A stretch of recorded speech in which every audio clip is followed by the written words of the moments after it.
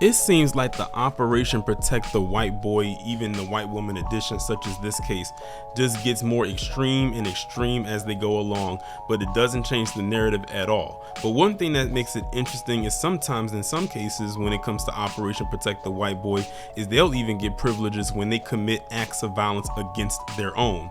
And that is the case with this woman whose name is Bryn Spesher. I'm guessing that's how you pronounce her name. Is spelled, her last name is spelled kind of interesting, but if that is incorrect, it is what it is. But this woman's name is Bryn. I know her first name is Bryn, and this woman literally stabbed her boyfriend 108 times. Getting stabbed one time has to be intensely painful, but to get stabbed 108 times is absolutely barbaric. That is true barbarism in every sense of the word, and then some. But what got me and many other people who probably heard of this story is that they're trying to blame her use of weed as to why she did what she did. Now, I don't know about y'all, but I've dabbled. When I was in undergrad, I admitted it, I've told it several times, I've dabbled when I was in undergrad, and never once in any time that I've dabbled, in what comes from the earth, that earthly herb, have I ever once wanted to go on a spree or commit an act of violence. Usually it'll make you feel relaxed, it'll make you feel hungry, definitely, and in some cases it might actually make you get in the mood, depending on what you do. Now, if it's laced with something, that might be another story, and even then you might end up just acting erratically, but not to the point of what she did. You might have to be careful though, because you might end up doing self-harm, and that's even scarier. But they tried to say that this woman, the weed that she was smoking, made her kill her boyfriend and stab him 108 times before she tried to kill herself. Now, where the Operation Protect the White Woman in this case comes into play is that this woman was initially charged with second-degree murder in the second degree, which would have given her at least 2.5 decades behind bars. But they ended up reducing her charge from second-degree murder all the way down to involuntary manslaughter, which will probably get her no more than 4 years behind bars if that's what she gets convicted of. And to be honest, that's probably what she's going to get, because as I'm recording this video, I checked to see if there was any updates as it pertains to a trial, and it is a trial going on, but there hasn't been anything to come up as far as a verdict yet and a sentencing. But that's right now what she's on trial for. The article, as a matter of fact, I'm gonna read from Law and Crime, was posted on November 14, 2023. And if by the time I upload this video, there's anything additional that has to be added in there as far as a verdict goes, I will add that in afterwards at a later date. A California woman who previously practiced as an audiologist is currently on trial in Ventura County for involuntary manslaughter over the stabbing death of a man she briefly dated in 2018. Now, mind you, she's just now getting on trial for something that happened back in 2018. She's just now getting on trial. Key to the relatively minor charge she faces in her chemically induced state of the mind at the time of the bloodletting, she was high, authorities said. Bryn, age 32, was accused of stabbing Chad O'Melia, age 26, 108 times in his Thousand Oaks condo in the Conejo Valley, roughly 40 miles northwest of Los Angeles, around 1 a.m. on Memorial Day in 2018. First charged with murder, prosecutors asked for the lesser charge in late September of their own volition that a forensic psychologist submitted a report that found she was quote unquote acutely psychotic during the extreme bout of violence, meaning they had found a loophole to say she had suffered from a mental illness. The judge overseeing the case eventually granted the state's requested reduction. The apparent cause of Bryn's psychosis was 3 hits from a bong loaded with marijuana.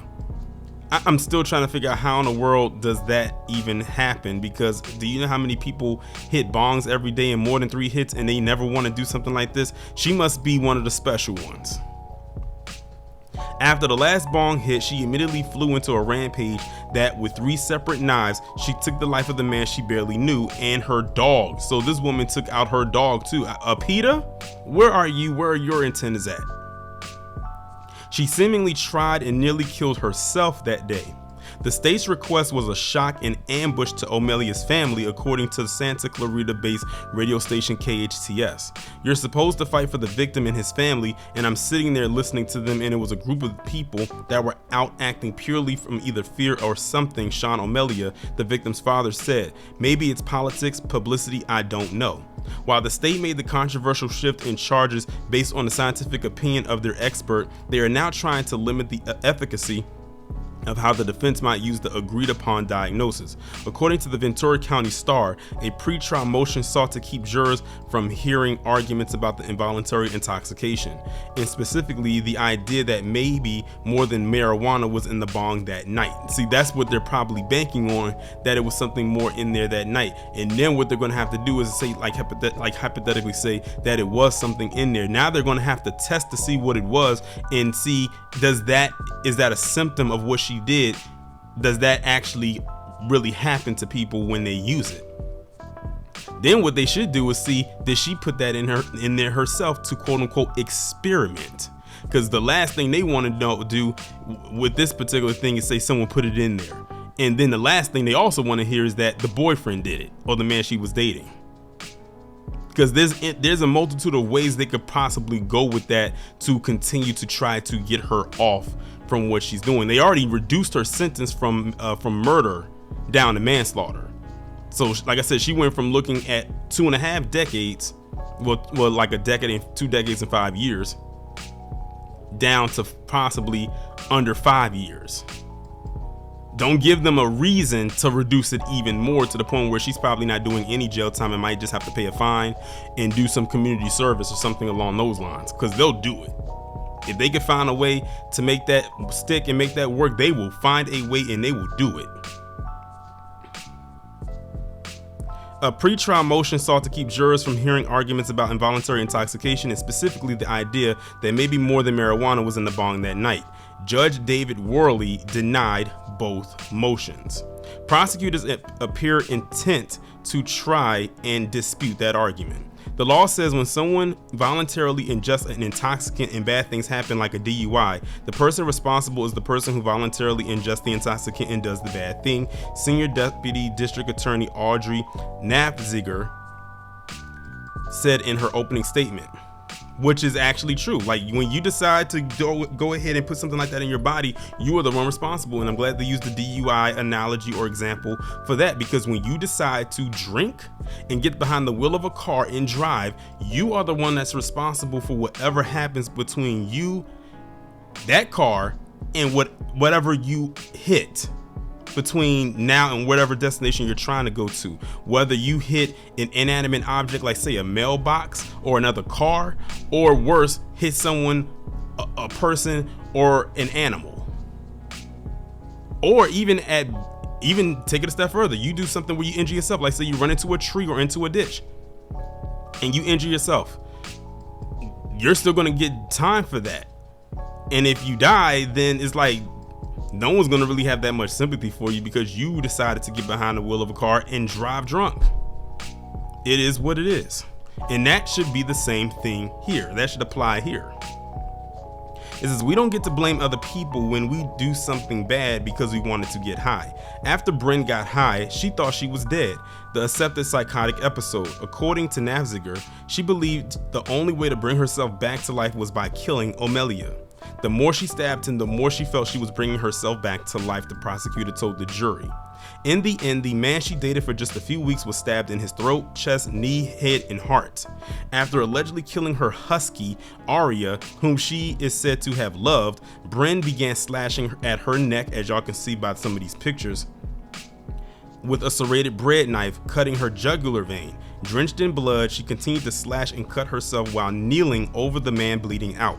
Despite being shocked over and over by police with a stun gun, body-worn camera footage shown in court last week reportedly showed. The attempt on her life only stopped after the 9th blow from a police officer's steel baton, the footage also revealed. Well, she's very lucky in that aspect, because we all know, had she been black, there wouldn't have been that many chances to get her down. She reportedly lowered her head and cried as the video played. Bryn's mother reportedly began to sob as well, and then she fell into the courtroom. The judge paused the proceedings so the grieving woman could be helped up and out. The defendant will testify in her defense as the trial goes on. Her defense says she has no history of a mental illness, so there was no way she could have known that smoking marijuana would cause a psychotic break. Defense attorney Robert Schwartz has also said that his client was pressured to smoke by Amelia that night. Look at that. What did I tell you? What did I tell you? Look what they did. Now they're saying that the victim, her boyfriend, the guy she was dating, said that peer pressured her into smoking that night. Again, that goes back to something I said. I bet you they're going to try to find some way to blame him or bring him into it, because then they can say, oh, maybe there was something that he put in it. That's why they was trying to go with that angle. Do you think that something else was in that bong than just weed? But they said, now we're not going to go with that, because then if it was, hypothetically speaking, they can say it was his fault, that he brought it on himself. Isn't that what they call, what is that phrase? Oh yeah, victim blaming. Did they just not victim blame the man in this instance right here? Because that's exactly what it sounds like they did to me. I don't know what it sounds like to you, but to me, that's what it sounds like. It says Bryn has been out on bail since 2018. So that means that she has not even been in a jail cell since she got arrested. And that was since 2018. This is her first time actually being in a courtroom, as far as I know, since having to be before a judge when she initially did what she did over 5 years ago now. Over 5 years now. Or is it 5? I think it is about 5 years. Over 5 years. It says she now faces a maximum sentence of a whopping 4 years in prison for the manslaughter charge. She could, in theory, spend slightly longer behind bars if she is convicted, because the state has also accused her of killing Amelia under special circumstance allegations, a Golden State legal add-on akin to a sentencing enhancement. Those special circumstances include committing great violence, being a danger to society, and the use of a weapon, among others. She has pleaded not guilty to all of the charges. They probably going to try to convince her to take that plea deal. And that is the whole article right there. Man, this was one heck of a story. And you know what the crazy part about it is? I was going to insert some audio here about this, but all the audio that I found for this particular story were very, very, very lengthy, especially the one that was a long crime that was like, I think over an hour long, or maybe 16 minutes long. It was very lengthy. Like, all of the audio that I could have put in here was very, very lengthy. And I said, I don't want to have like just a whole bunch of voiceover that's not my voice speaking on this before y'all actually hear what I have to say about it. But this is a very wild story right here. And like I said, this is Operation Protect the White Boy, White Woman edition in full effect. And again, this just shows you right here that even their own can be sacrificial lambs. This woman killed obviously another PC man, stabbing this man 108 times in multiple parts of his body, deleting him, and then tried to say it was the weed that did it. She had a charge that could have given her like 25 years behind bars, but they reduced it to involuntary manslaughter, which gave her 4 years, but they said due to some extracurriculars there, she could get more time, and then got the nerve to plead not guilty. Again, the so-called weed made her do it. Like I said, I don't know about y'all, but I've dabbled. Weed has never, ever, ever made me act like that. Anybody that I know, and I know quite a few people who smoke weed, never act like that. No, she can't blame weed on that, because they would need a lot of more evidence from other people, and more than 10 people who did the same thing she did under the same circumstances. Now, the only thing that I could say is that it was laced with something. That's the only way that I could lean into her theory.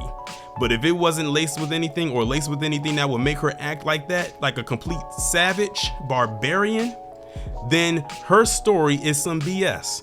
I, for one, do not believe anything she said. She went on that rampage because she wanted to. And them to try to say it was the boyfriend or the man she was dating forced her to smoke. Well, he's not allowed to defend himself. He's been dead since 2018. So I highly doubt that story is going to stick either. But again, she's protected. She's looking at possibly 4 years, maybe a little bit more, but nowhere near what she should receive.